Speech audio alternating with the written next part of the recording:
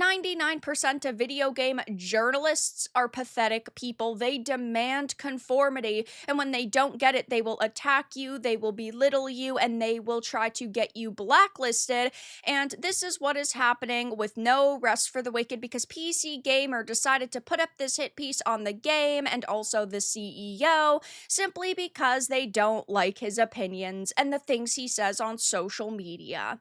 I have a few different things to show off, but before I get into the topic, if you enjoy the content I create, check out the links in the description, join the community in my live streams, and consider supporting through Patreon or YouTube memberships. Now, back in 2024, the No Rest for the Wicked CEO had rebuked games journalism and defended gamers fighting back against agenda-driven changes, and this right here is the number one reason why there are journalists who have attacked him and attacked this game and this studio over the years. They cannot accept the fact that people are going to have different opinions, and when you don't agree with them, they will constantly attack you and they will try to bury your studio, game, product, career, whatever they think is the easiest target. And now PC Gamer has put up this hit piece saying the No Rest for the Wicked lead spent New Year's Eve picking a fight with the former Blizzard president Mike Ybarra over Diablo 4.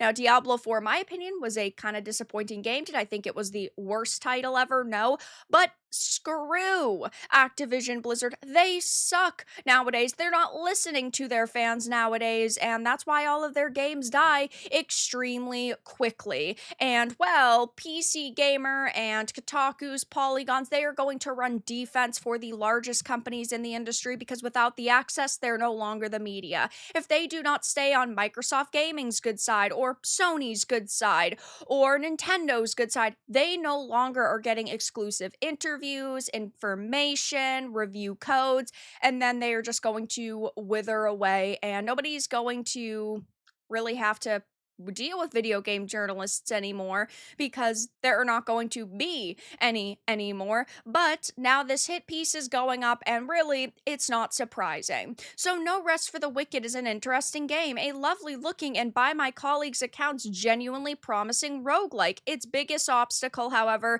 seems to be its project lead and developer CEO Thomas Mahler, who is once again taking to social media to get into fights with people. The person in question is former Blizzard president Mike Ybarra, who left the company late January last year. Both of them got into a spat on X during New Year's Eve, one of which started with Mahler posting the following: "We all know anyone can look good in Diablo 4 or PoE 2. Do you really want to show your audience you've got skill? Try No Rest for the Wicked." I personally don't think that this is an offensive post or a terrible post. I think that it's honestly a funny post because for years now, we have seen these large companies dominate, and competition is healthy. And if you look at what's happening in this space, we are seeing indies and double A's dominate. You have titles like Megabonk doing phenomenal. You have titles like Arc Raiders and Expedition 33 sweeping award shows and making a lot of money. Arc Raiders has sold over 12 million copies in just about 2 or 2.5 months, which is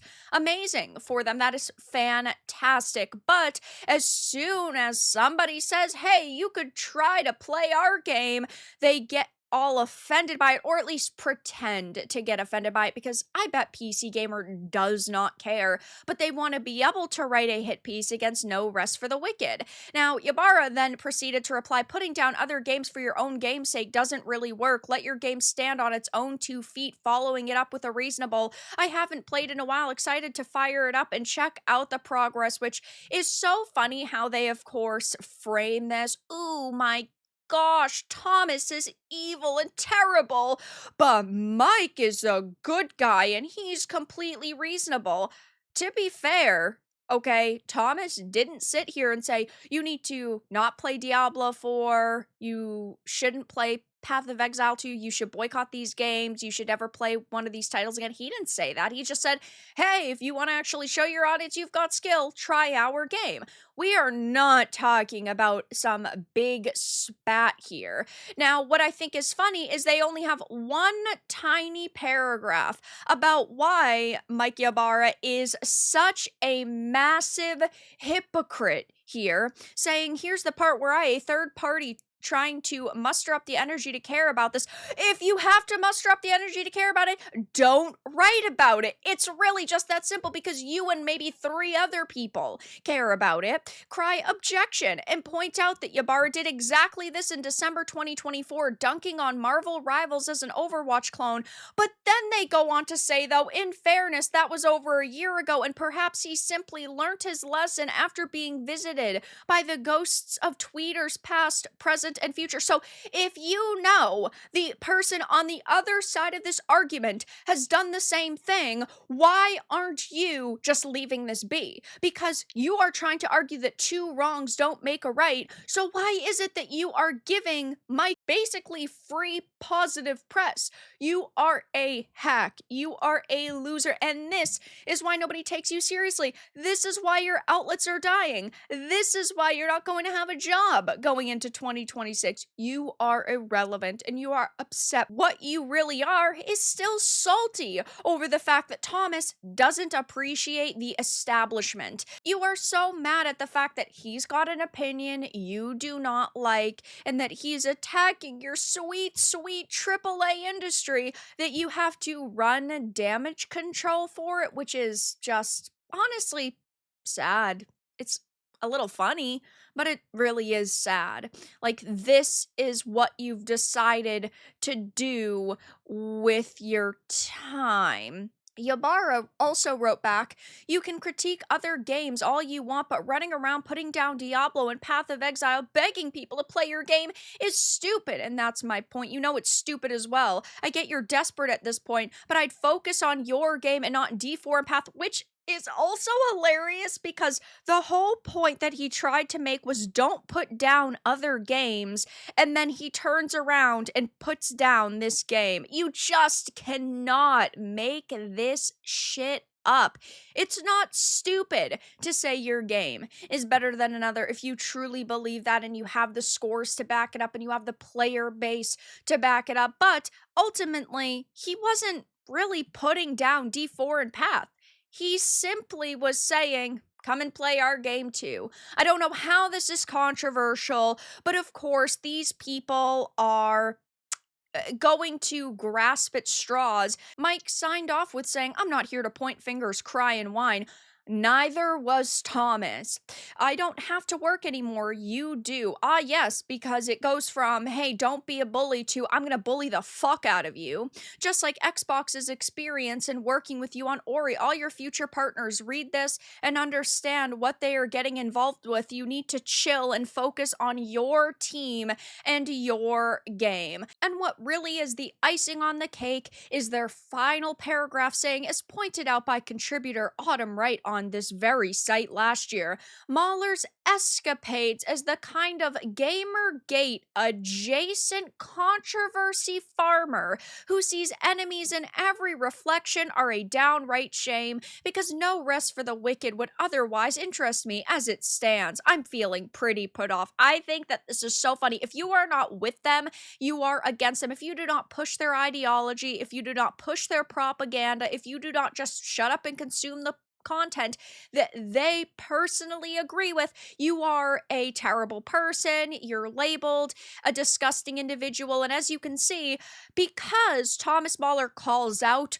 AAA slop, because he calls out predatory monetization, because he calls out propaganda, he's labeled GamerGate adjacent controversy farmer, which is terrible. But they also say that he sees enemies in every reflection. What are you doing? You are constantly putting out articles if he does something you don't like. The media has made him their enemy, and they do constantly go out of their way to attack him and this studio, and it is pathetic. You guys are a downright shame because you don't care about this industry getting better, you just care about it getting worse, and you are the major issue in this space, and you're just mad people are calling you out for it, and you guys are extremely irrelevant now.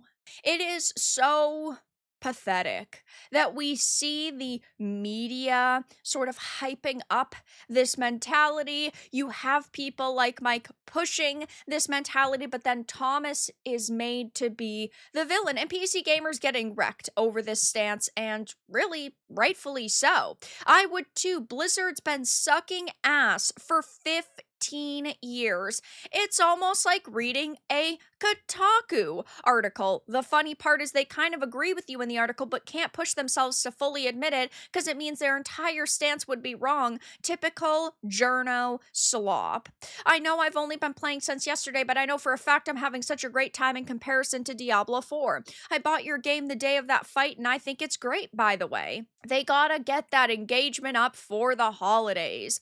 I wouldn't read it. You don't need that negativity. You and your team create unique experiences not found in modern entertainment. Push forward and forge the path as you are. And the press is great for your game. Seriously, congrats. Haha, best response. You're so valid though. Wish I gave my money to you instead of Blizzard earlier. Mike got pissed because he was called out. Next time, don't ruin a great franchise. So, yes, we are seeing a lot of support for Thomas and no rest for the wicked. There are some people that are saying, oh my gosh, Mike was in the right, but was he really? Because he started off by saying be nice and then was a total jerk, and then he's probably feeling really happy that the media agrees with him, even though PC Gamer is not giving as much time to Mike's controversies because they just want to trash Thomas and this game.